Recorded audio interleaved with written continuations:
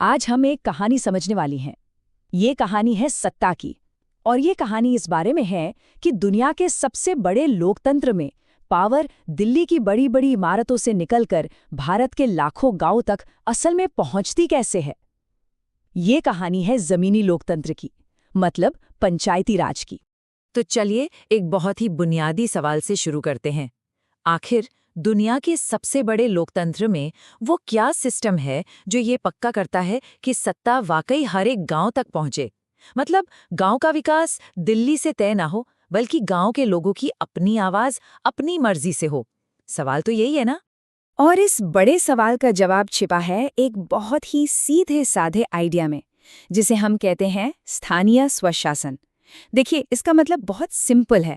गांव की सड़क कौन बनाएगा, पीने का पानी कहाँ से आएगा, स्कूल की हालत कैसी होगी, इन सब पर आखिरी फैसला लेने की असली पावर गांव के लोगों के ही हाथ में होनी चाहिए।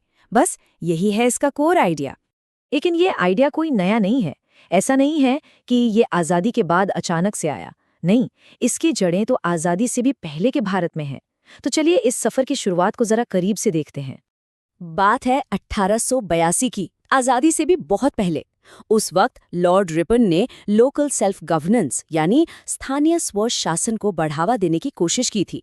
और पता है, उनके इन्हीं शुरुआती प्रयासों की वजह से उन्हें भारत में इस पूरी व्यवस्था का जनक तक कहा जाता है। फिर भारत आज़ाद हुआ, संविधान बना, और हमारे संविधान के आर्टिकल 40 में ग्राम पंचायतों की बात तो की गई, लेकिन यहीं पर एक बहुत बड़ा लेकिन था। ये जो आर्टिकल था ना, ये राज्यों के लिए सिर्फ एक सलाह थी, एक गाइडलाइन, कोई सख्त कानून नहीं। और इसका नतीजा क्या हुआ? बिल्कुल वही जो आप सोच रहे हैं। ज्यादातर राज्यों ने इस पर कोई खास ध्यान ही नहीं दिया, और गांव को असली पावर देने का सपना बस कागजों पर ही सिमट के रह गया। तो अब आज़ादी के बाद के दशकों में इस कागजी सपने को जमीन पर उतारने की कोशिशें शुरू हुईं, और इसके लिए बनाई गई कई कमिटीज यानी समितियां। इनका बस एक ही काम था, एक ऐसा वर्केबल मॉडल, एक ऐसी रूपरेखा तैयार करना जो सच में काम करे। और ये सिलसिला चला कई दशकों तक, 1957 से लेकर 1986 तक। एक के बाद एक कई इंपॉर्टेंट कमिटीज आईं। इन्होंने इस आइडिया को एक ठोस आकार देने का काम किया। आप इसे ऐसे समझ सकते हैं कि ये एक लंबे वैचारिक यात्रा थी, जहां हर कमिटी इस इमारत में एक नया जरूरी पत्थर जोड़ रही थी। इस सफर का जो पहला सबसे बड़ा टर्निंग पॉइंट था, वो आया 1957 में, जब बनी बलवंत राय मेहता कमेटी। इस कमेटी ने एक ऐसा ब्लूप्रिंट, एक ऐसा खाका तैयार किया जो आज भी हमारे पूरे पंचायती राज सिस्टम की नींव है। इस कमेटी की जो सबसे बड़ी, सबसे जरूरी सिफारिश थी, वो थी डेमोक्रेटिक डिसेंट्रलाइजेशन की। अब ये शब्द सुनने में थोड़ा भारी लग सकता है, पर इसका मतलब बहुत आसान है। पावर को दिल्ली या स्टेट की राजधानियों से निकालकर गांवों, ब्लॉकों और जिलों में बांट दो। बिल्कुल सिंपल।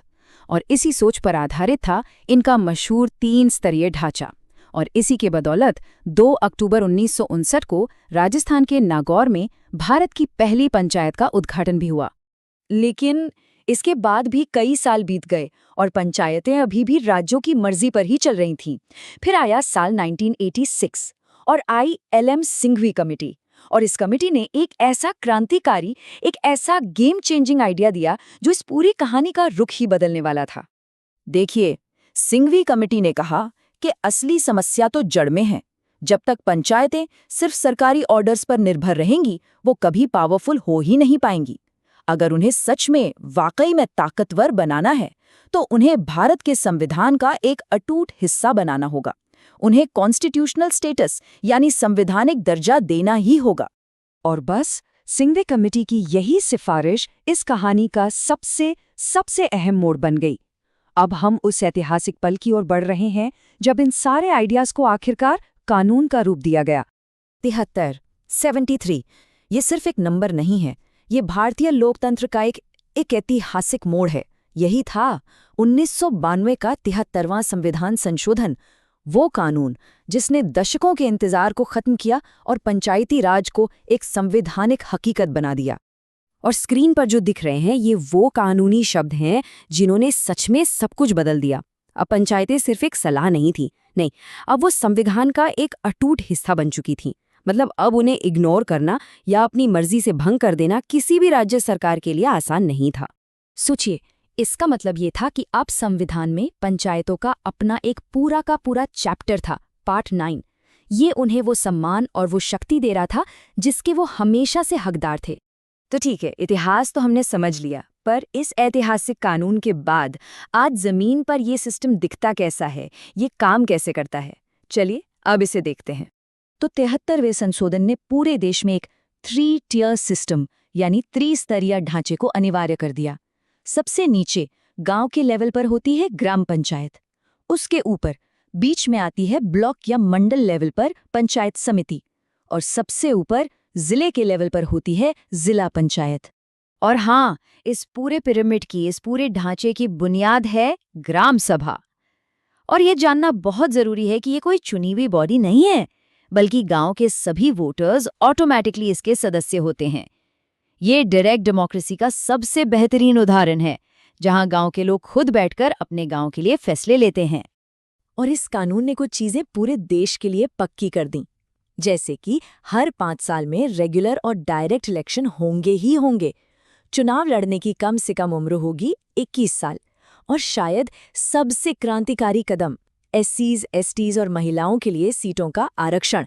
खासकर महिलाओं के लिए जो 1/3 रिजर्वेशन था, उसने तो लाखों महिलाओं को पहली बार घर की दहलीज से निकाल कर गांव की राजनीति के सेंटर में ला खड़ा किया।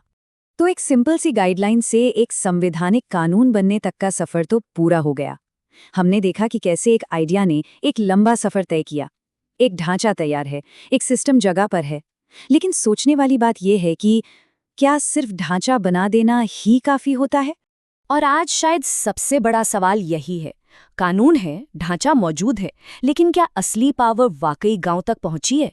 इस 21वीं सदी में टेक्नोलॉजी और हमारी बदलती जरूरतों के बीच जमीनी लोकतंत्र का, सच्ची स्थानीय शक्ति का असली मतलब क्या है?